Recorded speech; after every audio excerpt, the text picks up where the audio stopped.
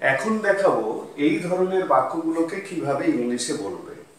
এক্ষেত্রে যে বাক্যগুলো আমি লিখেছি প্রত্যেকটা বাক্য দিয়েই আমি চাইছি কারুর কিছু যেন করতে না হয়, এরকম একটা বাক্য, কিন্তু বাস্তবে তাকে করতে হবে। তার মানে প্রত্যেকটা বাক্য দিয়েই একটা রিগ্রেট বা দুঃখ প্রকাশ করা হচ্ছে। না যেতে হলে ভালো হয় মানে আমার ইচ্ছা না যেতে হলে ভালো হয়, বা ওর না যেতে হলে ভালো হয়। আমার ইচ্ছা ওদের না আসতে হলে ভালো হয়। আমার ইচ্ছা আমাদের না থাকতে হলে ভালো হয়। আমার ইচ্ছা ওকে বা ওর না বলতে হলে ভালো হয়। ঠিক আছে, এবার কিন্তু বাক্যগুলো ভালো হচ্ছে, মানে বাক্যগুলোকে বলা হচ্ছে। প্রত্যেকটা বাক্যে একটা বাধ্যতা আছে, মানে যেতে হবে, আসতে হবে, থাকতে হবে, বলতে হবে। ঠিক আছে, মানে কিন্তু বক্তা চাইছে না কাজটা করতে, মানে বক্তার ইচ্ছে নেই, মানে সাবজেক্ট ইচ্ছে নেই, সাবজেক্টের কাজটা করার ইচ্ছে নেই। মানে ওকে ওর না যেতে হলে ভালো হয়, ওদের না আসতে হলে ভালো হয়, আমাদের না থাকতে হলে ভালো হয়, ওর না বলতে হলে ভালো হয়।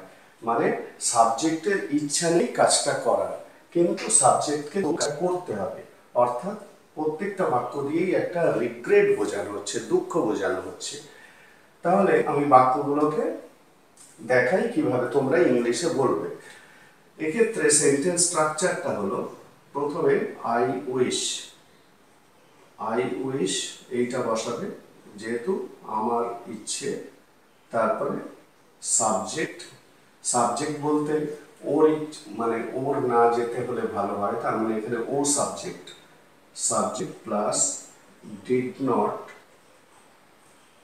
Did not have to, did not have to plus verb one. ঠিক আছে, এইটা হলো সেন্টেন্স স্ট্রাকচার। এই স্ট্রাকচার অনুযায়ী সেন্টেন্স তৈরি করতে হবে। তার মানে যেতে হলে ভালো হয় মানেই হচ্ছে এখানে কিন্তু অপোজিটটা হবে, মানে যেতে হবে। না আসতে হলে ভালো হয় মানে আসতে হবে, না থাকতে হলে ভালো হয় মানে থাকতে হবে, না বলতে হলে ভালো হয় মানে বলতে হবে। ঠিক আছে, কার এখানে যে সাবজেক্টগুলো বসছে, মানে ওর, ওদের, আমাদের, আমার, মানে ওর।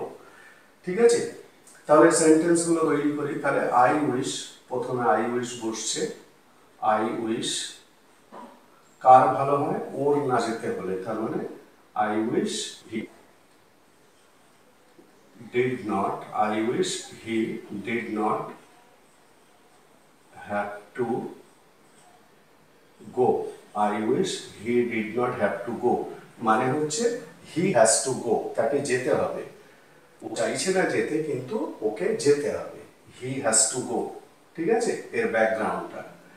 তারপরে না আসতে হলে ভালো হয় কাদের, ওদের, তাহলে I wish, I wish they did not, I wish they did not have to come, I wish they did not have to come, but they have to come। ঠিক আছে, তারপর একটা I wish, I wish we did not, we did not have to stay, we did not have to stay, but we have to stay। তারপর একটা I wish, I wish he did not, he did not have to say। বোঝা গেল? I wish he did not have to say মানে হলো he has to say। বোঝা গেল? তাহলে প্রত্যেকটা বাক্য দিয়ে এক ধরনের দুঃখকে বোঝানো হচ্ছে, এবং দুঃখটা কিসের, না যাওয়ার ইচ্ছে কিন্তু যেতে হবে, না যাওয়ার ইচ্ছে, না আসার ইচ্ছে কিন্তু আসতে হবে, না থাকার ইচ্ছে কিন্তু আসতে হবে, এই থাকতে হবে, এবং না বলার ইচ্ছে কিন্তু বলতে হবে। তাহলে এই ধরনের বাক্যগুলোকে তোমরা এখন থেকে এইভাবে ইংলিশে বলবে।